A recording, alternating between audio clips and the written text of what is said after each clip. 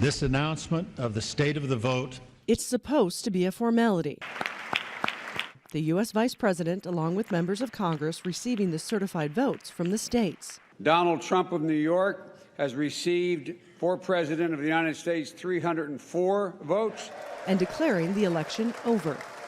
Vice President Al Gore did it. George W. Bush of the state of Texas has received, for President of the United States, 271 votes. And he had just lost the election to George Bush by just over 500 votes. The Vice President votes. But as Vice President Mike Pence prepares to take the gavel, he is under pressure to throw out Joe Biden's win. And I hope Mike Pence comes through for us, I have to tell you. I hope that our great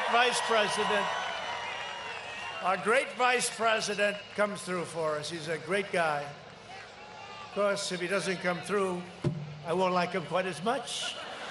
According to the Constitution, the Vice President doesn't have the power to do what the President wants, but more than 100 House Republicans and at least 13 senators have promised to try. I have an announcement, Georgia. On January 6th, I will object to the Electoral College vote. That's right. Thank you. We're going to get this done. They are calling for an emergency audit of the vote and are threatening to challenge the results for key states if they don't get it. We've got tens of millions of Americans that think this election was stolen. We need to get to the bottom of it. Again, what's explained, we need to explain it, get that off the table. To be clear, there is no evidence of widespread voter fraud, even though the Trump campaign has filed almost 60 lawsuits claiming that there is, all of which have been thrown out by the courts.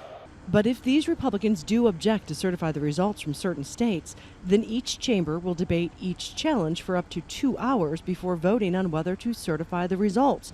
It's unlikely they have the votes to actually change the outcome.